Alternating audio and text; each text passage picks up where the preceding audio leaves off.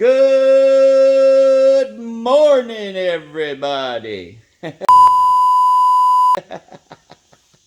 Hell, I don't know what to do sometimes.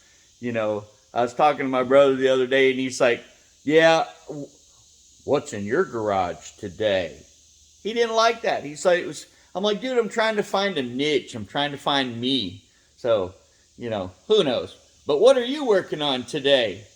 Today, we're working on a 2008 Honda Ridgeline. We're going to try to find the rattle, clank, drag, bump.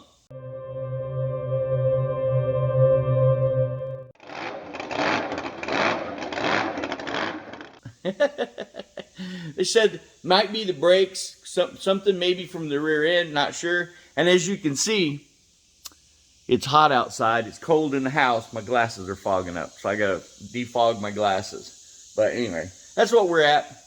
So it's been a couple weeks since I've been able to get out here, and as you can see, the garage is messy. There's stuff everywhere. I got to do a little bit of cleaning, and then we'll get into what might be making noise on this. The first thing is we're going to put it up on all 4 jack stands, and then see what we can find in the brakes and the rear axle and the drive shaft and things like that. And I'll let you know what we find. Peace. All right, let's start right here by getting a jack stand under each wheel. Get the wheels off the ground, then we'll go around to the front. One thing I did notice is right there, that rubber thing moved quite a bit when I lifted it from that rear end. Here, let's look.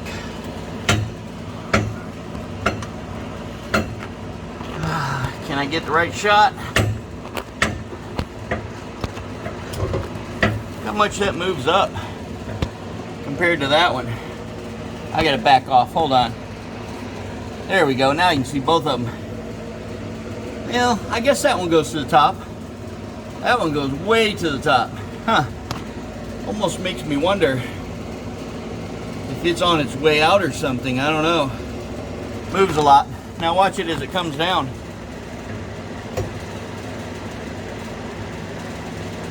See how much it comes down? Huh. I don't know, it might just be me. Not used to seeing this kind of rear end. Huh, okay. We'll go around and look at the front side here in a minute. Let's get the front up on jacks. It's this.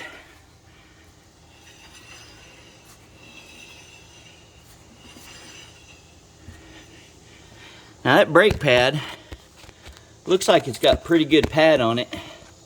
I can't really see it. Let me see if I can turn some light on here. Not while video running. All right, now we got it on, but I couldn't get in the ultra wide mode so I could see it all that much better. But there's still a pretty good amount on that pad, but listen. I don't know if that's the emergency brake or the brake pad. Let's go the other side. Let's listen to this side. Let's see what we got there. That's got a little bit less pad, but it's still got quite a bit. Oh man. This side dragging even worse. Just look at the heat checking on that caliper. Wow. Let's go check that emergency brake. Where is it? Here it is. All right, so that should have released it. Yep. Still rubbing.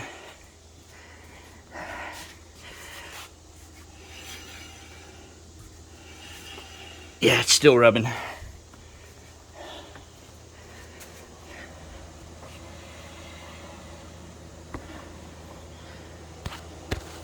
Can I see that pad up in there? That's not that bad. No, not that bad. Damn, it's dragging too. Huh.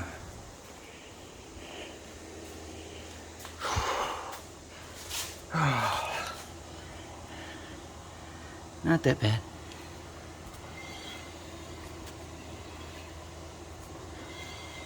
That one's dragging, but not that bad. Whew.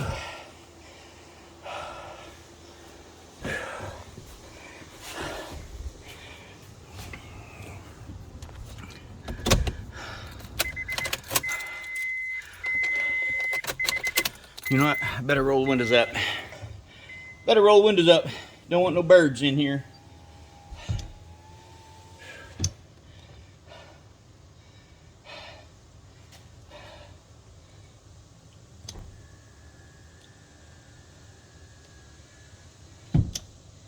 And the back one.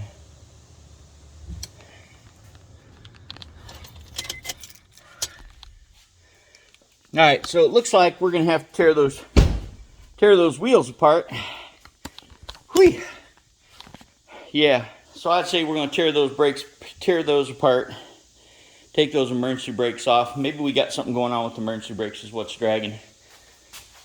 And that right side, the right side was what she was complaining about. So I'm gonna go in and get some water, rest for a minute, and then I'll come back out and get started on it again. The following day.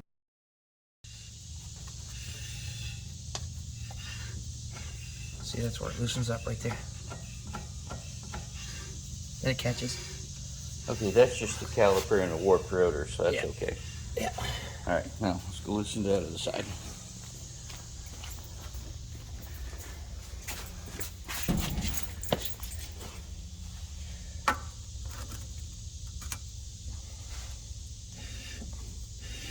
You can see here that it's really hard to turn that rotor. That caliper's really stuck. There's no release. I think yeah, I gotta get that side off. Now I posted this picture here because I tore into that emergency brake system and I couldn't find anything wrong with those brakes. They look great. Everything was together. And then I got those other two pictures of those control arm bushings just to show you that they're getting tired and it's about time for them to be replaced, but they're okay for now.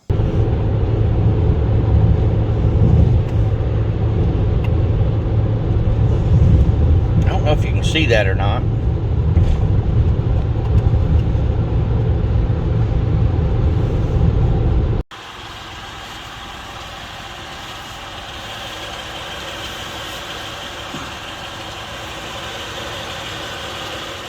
Now in this section right here in the video, I didn't get to record because I forgot. The guy that I robbed this video from, he's pointing at where the fill hole at the top and the bottom is the drain hole, showing you that he just uses a 3/8 drive ratchet.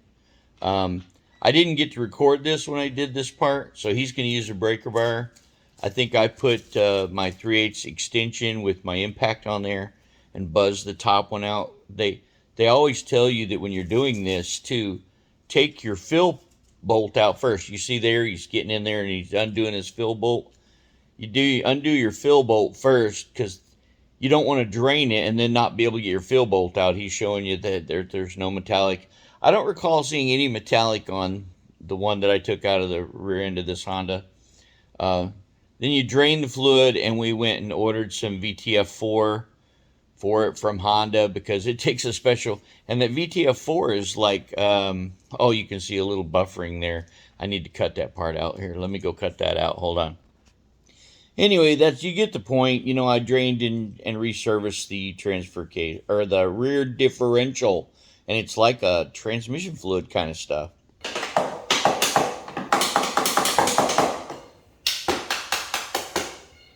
Huh? Oh! Hey folks! Hey, I want to interrupt your regularly scheduled program to bring you forth some incitement on what's going on with this little Honda. Now, the one part that I did not get an opportunity to share with you is the rear brake lines that I had to replace. On that Ridgeline, it has a controlling arm where the wheel sits. You know, the wheel and tires right here. And there's this controlling arm that hooks to the chassis. Well, in order to get brake lines to follow that control arm and wheel and not tear off, there's a metal line comes to a rubber line. Then a metal line comes over to next to the caliper, and another rubber line goes to the caliper. That way you can disconnect your caliper and hang it up here out of the way while you're working on the brakes. And then that control arm has room to swing like this with the suspension without messing with that control arm. Well, that was what I didn't get a chance to film any of. I couldn't find a picture nowhere, anywhere on the net on replacing those brake lines. So what I wound up doing to the Honda Ridgeline, put it up on all four as you've seen, checked all the wheels. The front still rubs just a smidge, not really anything I think we worried about. The rear, we replaced both rotors, we replaced both calipers and both brake lines, 2 on the left and 2 on the right, and I serviced the differential. And you know what? It drove better, it rode better. The video you've seen of the shaking of the wheel, he repaired that as soon as he got the car back, or let me rephrase that. She had my brother put new tires on the front of it as soon as it got back there. So all that's taken care of. That thing is good to go and it's safe to drive. So, you know, maybe this spring we'll be putting lower control arms on the front and just go ahead and replace those front brakes while we're at it this spring. Maybe early part of the summer. But I wanted to bring you up. Hey, you know what? I want to end this video right here. I appreciate every one of y'all that watch my videos. If you have any suggestions on how I can make my videos better, just let me know. I have more coming up. It just takes me time to remember to record. So, hey, thanks for watching and keep wrenching.